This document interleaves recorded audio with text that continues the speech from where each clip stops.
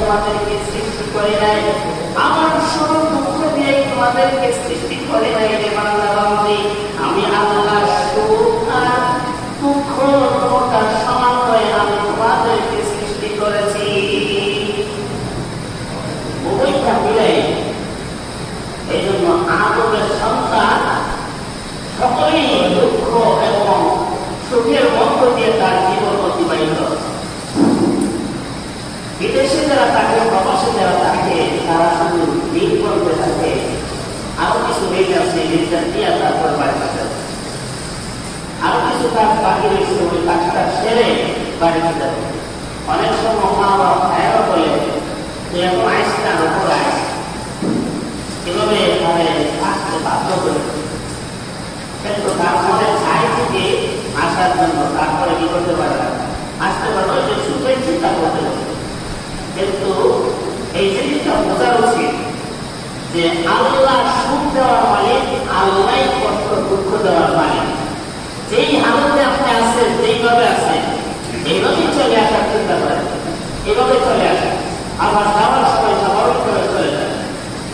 অনেক সময় প্রবাসী ভাইয়েরা আত্মীয় স্বজনদের মন খুশি করার জন্য তারা খালি হাতে আসছে, এই কারণে এটা মনে করে আর আসতে চায় না। তাদের আনন্দ সুখটাকে তারা বিসর্জন দিয়া আত্মীয় স্বজনের খুশির জন্য আসে না। তখন দেখা যায় তার সময়গুলো আমি মাছ নিতে থাকি। এরকম যে অন্যের হাসির জন্য অন্যের চিন্তা কম করা, নিজের চিন্তাটা আগে করা। কারণ আপনার যৌবনকাল শেষ হয়ে গেলে আপনার যৌবনকাল চলতে গেলে আপনি এমন বয়সে প্রবাস থেকে আসলেন, এখন বিবাহ শাদী করলে ছেলে মেয়ে শুরু থাকবে, আপনি বয়স হয়ে যাবেন, আপনার ছেলে মেয়ে কে দেখবে? দেখবে আল্লাহ করবে, আপনার কিছু দায়িত্ব আছে। এই জন্য নিজেকে আগে বাবা, কে কি বলবে, কার কাছে কারে কি দিলে খুশি হবে। দুনিয়ার কোন মাখলুককে আল্লাহ নিজে নিয়ামত দিয়ে আপনি করতে পারবেন। এই কথাটা সবাই সুস্পষ্ট। আপনি একজন মাখলুক পাবেন না, তাহলে আল্লাহ তারা যেই পরিমাণ দিয়ে আছে এই পরিমাণের করতে। যদিও মুখে বলে আলহামদুলিল্লাহ ভালো আছে, কিন্তু যদি জিজ্ঞাসা করেন টাকা পয়সা কিছু লাভ হবে, তাহলে 10 লাখ টাকা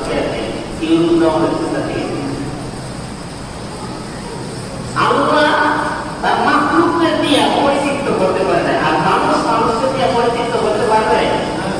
এই জন্য নিজের স্বাভাবিকভাবে থাকবেন, স্বাভাবিকভাবে আল্লাহ গোলামি করবেন, আর এবাদত বন্দেগী বাদ দিয়া পয়সাটা আমাদের দরকার না। এবাদত ঠিক রাখে, পয়সা কামা। যেই এবাদত করতে গিয়ে আপনার, যেই ইনকাম করতে গিয়ে আপনার এবাদত কষ্ট হয়ে যাবে, এই ইনকাম আপনি পরিত্যাগ করে আরেকটা রাস্তা অবলম্বন করেন। এই কথাগুলো কেন বলতেছি? আল্লাহ পাক তাআলা আয়াতের মধ্যে বলছেন, ওয়ালাকাদ আ'হিদনা ইলা আদামা মিন ক্বাবলু, অবশ্য আমি আদমের কাছ থেকে ওয়াদা নিয়েছি। মিন ক্বাবলু, পূর্বে ওই ফানাসিয়া ওয়া লাম নাজিদ লাহু আযমা।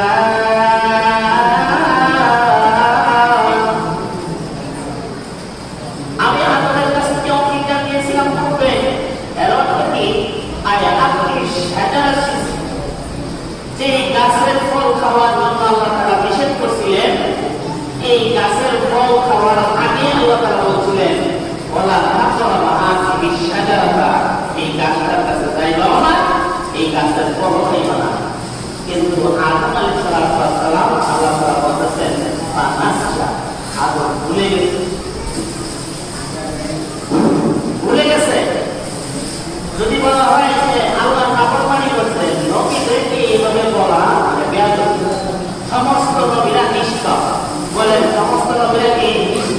নিষ্পাপ। কেউ যদি মনে করে যে মুসা আলাইহিস সালাম গুনাহ করছে, উম্মতকে ফেলে রেখে চলে যাওয়ার কারণে তোর পাহাড়ে গেছিল, উম্মতের মধ্যে তোমরা পরে আসো, আমি আগে যাই, তাওরাত কিতাব আল্লাহ তাআলা তো পাহাড়ে দিবে। এরা পিছনে রয়ে গেছিল, পরবর্তীতে একটা বাৎসরের পূজা করে এরা পথভ্রষ্ট হয়ে গেছে। এই জন্য সাত বন্ধুটি যে সাত ওই যে আমাদের দেশের তকলিফ জামাতের মধ্যে যারা বিভক্তি সৃষ্টি করছে, এর মধ্যে একজন হইলেন সাত সাথে। উনি বলছেন মুসা নবীর একটা অপরাধ আছে, ওই উম্মতের রায়খানে খুব পাহাড় আগে আগে ফেলে গেছে, এই জন্য উনি ইমান নাউযুবিল্লাহ। আল্লাহ তাআলা বলেন কুল্লু আমবিয়াইন মাসুম, সমস্ত নবীরা নিষ্পাপ। কেউ যদি এই কথা বিশ্বাস করে যে নবীরা গুনাহ করছে, তার ঈমান থাকবে না। এই জন্য আল্লাহ পাক তিনি 65 কিলো বার করেছেন, আনাসিয়া আদম ভুলে গেছে গাছের ফল খাওয়া, যেটা আমি নিষেধ করছি এটা সে কি করছে, ভুলে গেছে। ওয়ালাম্মা জিলাহু আসনা, আদমে তার কাছ থেকে যে ওয়াদা দিয়েছিলাম, এই ওয়াদা অনুযায়ী তাহলে আমি মজবুত ভাবে ওয়াদা পালন করে আমি পাই না। কেন ওয়াদা করছি, এই ওয়াদাটা টাইম টু টাইম রক্ষা করা, এটা তার দায়িত্ব ছিল আদমের। কিন্তু আদমের এই ওয়াদার কথাই এসে ভুলে গেছে। ভুলে যাওয়ার কারণে আমি যে বলছিলাম ওই গাছের ফল খাইও না, তখন গাছের ফল খাইছে। কেমনে খাইছে? মুসলিম শরীফের মধ্যে উল্লেখ করছেন, আল্লাহ রাসূল বলেন ইন্নাল ইলমা দীনুন আম্মান তা'খুযু দীনাকুম, তোমরা ইন্নাল ইলমা দীন, ইলম হলো দ্বীনের শিক্ষা, আর আম্মান তা'খুযু দীনাকুম, তোমরা লক্ষ্য করো কার কাছ থেকে দ্বীন গ্রহণ করতেছ। তুমি একজন মন্ডল ওয়াজ শুনে আমল করতেছ, নাকি একজন মাজার কবর গুজারের ওয়াজ শুনে আমল করতেছ, নাকি একজন রাজনীতিবিদের ওয়াজ শুনে কথা শুনে আমল করতেছ, নাকি একজন অজ্ঞানী আলেমের কথা শুনে তুমি আমল করতেছ। এই কার কাছ থেকে এলেম শিখতেছ, কার কাছ থেকে অবহেলা শিখতেছ, এটা তুমি লক্ষ্য করো। কেন আদম যখন জান্নাতের ভিতরে হাওয়া নিয়ে আরামে বসবাস করতেছে, তখন সরকারে চিন্তা করে দেখলো আমার জান্নাত থেকে বাইর করে দিয়া আদমে আদমের বউ হাওয়াকে জান্নাতে থাকতে হয়ে দিচ্ছে, তাহলে আমি যখন বাইরেছি হ্যাঁ আল্লাহ তো বাইরেছি, এই আদমের জান্নাত তো আমরা জান্নাত থেকে বের করেছি। সুতরাং কি জান্নাতে যখন না থাকতে পারে, সেই কোনো কোনো লোকরা বাইর করতে পারে। তখন বলি শয়তান ইবলিস জান্নাতের গেটে দাঁড়াইয়া বারবার আদমকে লক্ষ্য করে ডাকতেছে। এরপর আসছে শয়তান গেট যখন লাগানো ফটক যখন লাগানো, দেখতে পাচ্ছে না শয়তান আদমকে কিভাবে তার সঙ্গে কথা বলে তারে ধোঁকা দিবে। তখন সাপকে লক্ষ্য করে বলল যে সাপ তুই আমাকে একটু সহযোগিতা কর। এখন আমরা সাপের দিকে তাকাইয়ে দেখি সাপের কোনো হাতটাও নাই, সে তার এই বুকের উপর ভর দিয়ে সামনে অগ্রসর হতে থাকি। বিরাটের মন বরবাদ করে তার হাতটাও আছে, এই সাপেরও বিশাল আকারে হাতটাও ছিল।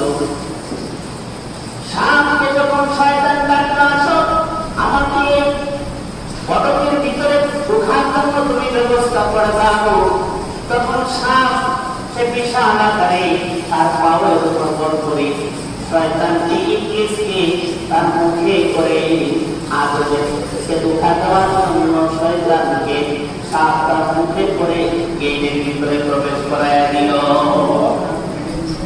তার মুখে শয়তানকে বসায় ভিতরে প্রবেশ করে যাওয়ার পরে শয়তান ভিতরে ঢোকার পরে আদমকে ওয়াজ করতেছে, আদম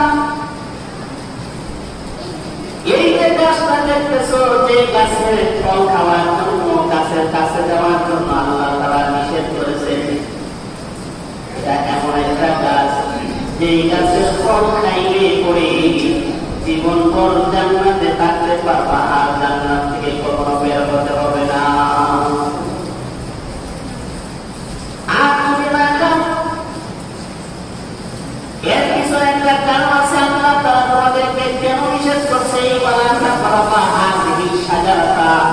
গাছটার কাছেও যাইও না, গাছের ফলও খাইও না। এবার বলছো যদি গাছের ফল দাবি না হইতো, ভালো না হইতো, আল্লাহ তাআলা নিষেধ করতো। সব গাছের ফল খাইতে অনেকে বলছে এই গাছটার ফল খাইতে অনেকে তোমার না করছে কেন না উনি তো আগের কথা আসল কথা জানো না, সেটা তোমার দেখতে দিয়ে পাইছে। আর তুমি খেয়ে ফেলতে পারো, তারপরে এই জান্নাতের মধ্যে করা পয়সা কি খাওয়ান আছে, কি আরামে, গরম নাই, কষ্ট নাই, তুমি আরামসে তোমার পেটে ফিরিয়ে থাকতেছ, এই টাকারা আমরা থাকতে পারবে না। আর তুমি করলা খাইলা আর নিষেধ তো সেই কারণে সবসময় জান্নাত থাকতে আল্লাহর অসুবিধা আছে, আদম হাওয়া জান্নাত থাকতে আল্লাহর অসুবিধা আছে না। এখন সে খেয়ে হলো তাহলে সারা জীবন জান্নাতে থাকতে পারবা, কিন্তু আল্লাহ তাকে দিলে তোমার বানাইছে ইন্নী জাইলুন ফিল আরদি খলিফা, তোমার পৃথিবীতে পাঠানোর জন্য বানাইছে। আদম বা আল্লাহ না করছে এটা কখনো সম্ভব না। আর তুমি যে আমার শত্রু এটা আগে থেকেই জানি চিনি, কিন্তু শয়তান যতই আদমকে বোঝাইতেছে কোনো কাজে আসতেছে না। শেষ পর্যন্ত ভাবলো যে ওরা ওয়াইফ দিল, মহিলারা মত নরম। আপনি যদি ইয়ে আগে সব পড়ানো যে পানি লাগে একটা বাপ দেখো আপনাদের কষ্ট আছে, আমার বিয়ে তাদেরকে বাইক রাখলো তুই যে আওলাদ করে নিল সমাজ বর্তমানে চুরি করে নিল আপনার মানে একটা তাদের মন একটা নরম। তখন হাওয়া আলাইহিসসালামে গিয়ে বলতেছে, ও হাওয়া, তোমার সামনে একটু করে বুঝে না সে যাতে গাছের ফলটা খায়, তোমার স্বামী আমার কথা মানতেছে না। এখন চিন্তা করে তো তোমরা যে বুঝিয়ে দিয়া কষ্ট করে কামাই করে খাইতে পারবা না, করতে গেলে এই গাছের ফলটা বুঝে করে খাইতে পারো, গাছ দুনিয়া জঙ্গল সারা জীবন বড় প্রভাব না। এর মধ্যে আবার আবার জান্নাতে নিয়ে ওয়াজ আকাশ থেকে দুলতেছে, আকাশ থেকে দুলতেছে, নাকি কোন নদীর কাছ থেকে শুনতেছে, কোন ব্যবসার কাছ থেকে শুনতেছে, কার কাছ থেকে শুনতেছে? আল্লাহ রাসূল বলেন আম্মান তা'খুযু বিনাকুম, তোমরা লক্ষ্য করে দেখো কার ওয়াজ শুনতেছে। এক হুজুর বলতেছে নাইচা ফিকির করলে মঙ্গলাচি হয়, আরেক হুজুর বলতেছে যে তোমার আগেও সুন্নত নাই, পরেও সুন্নত নাই। আবার আরেক হুজুর বলতেছে তোমার আগেও সুন্নত আছে, পরেও সুন্নত আছে। আগে সাইরাকাত সুন্নত সুন্নতে মুআক্কাদা, পরে সাইরাকাত সুন্নত সুন্নতে মুআক্কাদা। আরেক হুজুর বলতেছে যে নাইচা ফিকির করলে মওলা রাজি হয়, কিন্তু আরেক হুজুর বলতেছে আগে সুন্নত আছে, পরে সুন্নত আছে, নাইচা ফিকির করলে আল্লাহ সন্তুষ্ট হয়। কেন? নাসারাতের মধ্যে আল্লাহ তাআলা নাই। এখন তো হুজুরের কথা মানতে, এখন আপনার দেখতে হবে এই হুজুরে আগে কি করছে। এই হুজুরে আগে নদীর পাড়ে গিয়া বিভিন্ন ধরনের বাদ্যযন্ত্র লইয়া নাচছে আর গান গাইছে, রেকর্ড করছে। এই হুজুরে বলেছে নাচটা দিকে করলে মৌলানা হয়। আর সেই হুজুরে বলেছে আগে সুন্নত নাই, পরে সুন্নত নাই। এই হুজুরে 7 কাজ করে দাঁড়িয়ে কামায় একসময় করছে। আর সেই হুজুর বলতেছে আগে সুন্নত আছে, পরে সুন্নত আছে। নাচটা দিকে করা ইসলাম নাই, নবী পয়সা দিকে করছেন, সাহাবাদেরকে নিয়ে জিকির করছেন, আমল করছেন, এই সব হাদিস আছে। এই হুজুরের নামাবত থেকে সুন্নত ফরজ ওয়াজিব পাক নামাজ শুরু করতে এখন পর্যন্ত এইভাবেই চলছে। জিন্দেগিতে কোনোদিন তারিখ মুছে দেয় না। এখন এই হুজুরের কথা শুনলে হয়তো হুজুরের সুর পাওয়া না, হুজুরের দেখতে একটু বাবাকে হাতে না, স্যার বেশি বাবা না, স্বাস্থ্য বড় বেশি বাবা না, বড় বুক না, এই হুজুরের কথা পছন্দ করে। এখন আপনারা বলেন হুজুরের কথাটা সঠিক, যার জীবনের শুরু থেকে শেষ পর্যন্ত আমলও বলা, আত্মাও বলা, পাক না পাক, হালাল হারাম বাচ্চা চলছে, এই হুজুর বলা না তার একাগ্র হুজুর বলা নাইছে যে হুজুরের দিকে করে এই হুজুর বলা। আল্লাহ রাসূল বলেছেন আম্মান তা'খুযু বিনাকুম, আরেকজনে সারা জীবন আকাম প্রকাম করতেছে, এই বছরের আগে বলেছে 22 নামাজ পড়ে, আমরা মুসলমান, ইসলাম ধর্ম আগে ছিল, এখনো আছে। আমরা ইসলাম নিয়ে বাঁচতে চাই, উদ্দেশ্য হলো তার ভোটটা দেওয়ার জন্য। সে কি ওয়াজ করে আমল করার জন্য? ওয়াজকে আমলের জন্য করতেছে। সে একটা ভালো কথা কইলে আপনার কাছ থেকে সে ভোট আদায় করার জন্য সে আপনাকে ঢুকাচ্ছে। আল্লাহ রাসূল বলেছেন, আমল এই লোকটার জন্য এই লোকটা ভালো না খারাপ তার চিন্তার কোনো তার কাছ থেকে কথাগুলো মাইনে চলাতে। মুসলিম শরীফের মধ্যে এসেছে আল্লাহ নবী সাল্লাল্লাহু আলামিন বলেন, সাহাবীরা এমন একটা জঙ্গি লোকেরা মানুষের কাছ থেকে সুন্দর সুন্দর ওয়াজ শুনবে, ভালো ভালো কথা শুনবে, শুনে যখন মনোমুগ্ধ হইয়া বাড়ি ফিরে যখন ফিরে যাবে তখন বলবে, হুজুর খুব ভালো ওয়াজ করেছে, এই লোকটা খুব ভালো নসিহত করেছে। জিজ্ঞাসা করবে তার নাম কি? বলে নাম জানি না। বাড়ি কোন জায়গায় তাও জানি না, বংশ পরিচয় কি তাও জানি না, তার পড়াশোনা কোন জায়গায় এসে পড়েছে তাও জানি না। আল্লাহ রাসূল বলেন, তখন মনে করবা সমাজ নষ্ট হয়ে গেছে, সমাজ নষ্ট হয়ে গেছে, কিয়ামত করতে কাছাকাছি চলে এসেছে। ওয়াজ নসিহত শুরু, কিন্তু লোক চিন্ত না। এমন পরিস্থিতি চলে আসবে কেন? আদমের সন্তানদেরকে, আদমকে হাওয়াকে ধোঁকা দিয়ে শয়তান ওই নিষিদ্ধ গাছের ফল খাওয়ানোর সাথে সাথে আদম এবং হাওয়ার শরীর থেকে দুজনের পোশাক সঙ্গে সঙ্গে পরে জমিয়ে পড়ে যায়। আল্লাহ যা নিষেধ করছে এটা কি ভালো নাকি শয়তানের যে ওয়াজ আছে এটা ভালো? আল্লাহ তুমি কেমনে বুঝাইছে? মোল্লার সাথে চলিস না, তুমি চলো জামাত ইসলাম বানাইলি। মোল্লার সাথে চলিস না, তুমি চলো ওয়াহাবি বানাইলি। মোল্লার সাথে চলিস না, তুমি চলো দাঁড়িয়ে চুটি পাঞ্জাবি যুবক বানায় রাখতে। এভাবে মোল্লার সাথে রাজনীতি করিস না, যদি রাজনীতি করো তোমার উপর সবাই চলে বোকা। আপনাকে আমাকে যেভাবে বোঝা, আমার আগ্রহ বুদ্ধি মেধা আছে তো? আমার আগ্রহ বুদ্ধি আছে না? কোন আদেশের সাথে যদি আপনার জীবনে শুধু একবার পরিচয় হয়েছিল, কোনদিন তার সঙ্গে আপনার সাক্ষাৎ হয় না, শুধু একবার, আপনি শুধু তাকে মহব্বত করে তার সঙ্গে মুসাফা করছেন, আল্লাহ রাসূল বলেন, সে যদি হকদারি আলেম হয়ে থাকে, হাসরের ময়দানে আপনাকে সে বিচারে বের করে আপনাকে সুপারিশ করে জান্নাতে দিবে। আপনার নেতা আপনার দিব, আপনার বাপ আপনার দিব, আপনার ভাই আপনাকে দিবে, আলেম দিবে আপনার। মহব্বত কার সঙ্গে থাকতে হবে? আলেমের সঙ্গে থাকতে হবে। মহব্বত কার সঙ্গে থাকতে হবে? আলেমের সঙ্গে থাকতে হবে। তাহলে আলেম যা করবে আপনি তাকে দেখে তা করবে। যদি মনে করেন যে আলেম বুঝে না, আপনি এই আলেমের কথা শুনবেন না।